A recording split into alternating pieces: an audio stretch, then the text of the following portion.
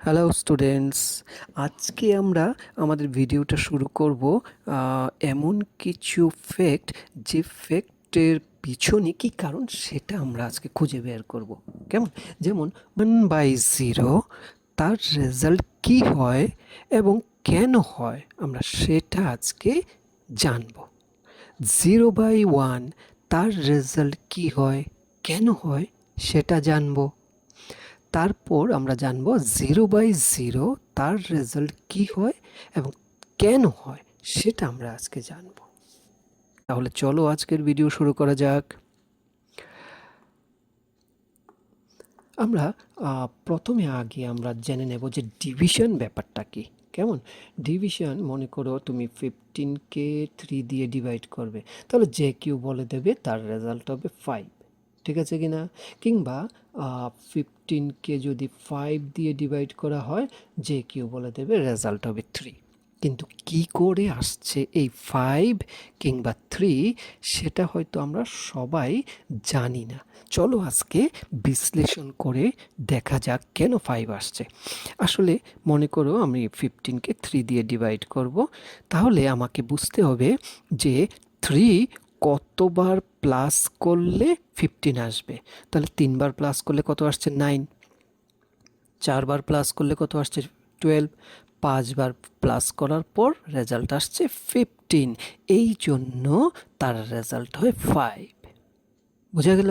কিংবা এখানে যদি আমরা দেখি যে 5 কতবার প্লাস করব, হ্যাঁ, 5 কতবার প্লাস করব?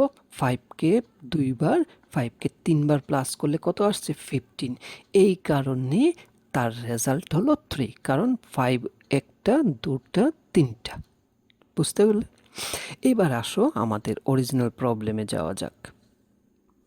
আমাদের প্রবলেমটা কী ছিল? আমাদের প্রবলেমটা ছিল যে 1কে যদি আমি 0 দিয়ে ডিভাইড করি, সেক্ষেত্রে রেজাল্ট কী হবে। এবার ডিভিশন বা ভাগের নিয়মে কি, মনে করো আমি 0কে একটা 0 প্লাস করলাম, 1 আসছে কি? আর এলো না। আমি আরেকটা 0 প্লাস করলাম, এলো কি? এলো না। মনে করো আমি 10টা 0 প্লাস করে দিয়েছি, 1 এলো কি? এলো না। আমি মনে করো আমি 100 0, হ্যাঁ, জিরোর সাথে আরও 100টা 0 আমি প্লাস করেছি, 1 এলো কি? না, 1 তো এলো না। আমি এবার মনে করো আমি 1,00,000 প্লাস করে দিলাম, 1 আসবে কি? আসবে না। 1,00,00,000 0কে আমি প্লাস করলাম, আসবে কি? আসবে না। তাহলে আমি আমি যতটা সংখ্যক জিরোই প্লাস করি না কেন, কখনো 1 আসবে না। এই কারণে তার রেজাল্ট বলা হয় যে নট ডিফাইন্ড। কিন্তু আমরা সাধারণত এটাই বলা হয় যে 1কে যদি 0 দিয়ে ডিভাইড করা হয়, তার উত্তর আসবে নট ডিফাইন্ড। কিন্তু কেন কেন নট ডিফাইন্ড, সেটা কিন্তু আজকে হয়তো আমরা অনেকেই জেনে নিলাম। কেমন? তাহলে এবার দ্বিতীয়টা কি ছিল আমাদের প্রশ্ন? আমাদের ছিল যে 0কে যদি 1 দিয়ে ডিভাইড করা হয়, তার রেজাল্টটা কত আসবে। এবার 1কে যদি আরেকটা 1 প্লাস করি, 0 আসবে কি? না। তাহলে 2 চলে আসছে, আরেকটা 1 প্লাস করি, না, কখনোই 0 আসবে না। কেমন না? তাহলে 1 এর সাথে 0, তার মানে কিছুই প্লাস করলে 0 আসবে না।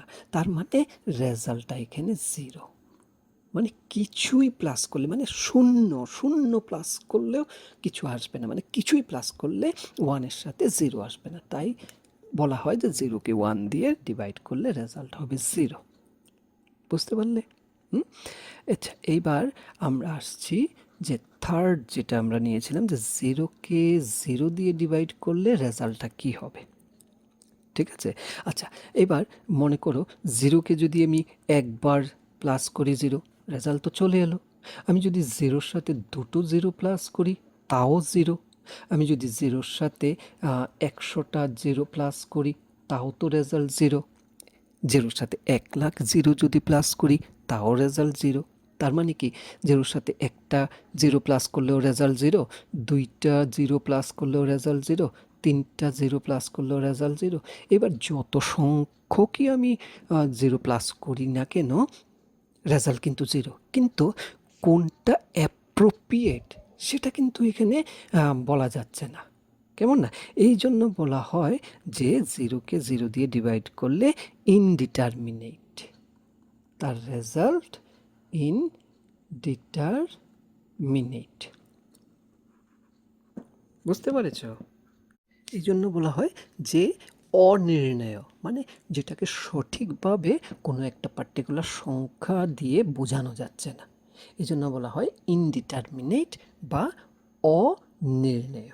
ঠিক আছে, তাহলে আজকে আমরা 3টা ফ্যাক্ট আমরা জেনে নিলাম। অনেকেই হয়তো জানো, কিন্তু কিছু কিছু স্টুডেন্ট হয়তো জানো না, মুখস্থ করেছো, তার পিছনের লজিকটা কি সেটা হয়তো জানো না। তাহলে আজকে আমরা জেনে নিলাম। Thank you.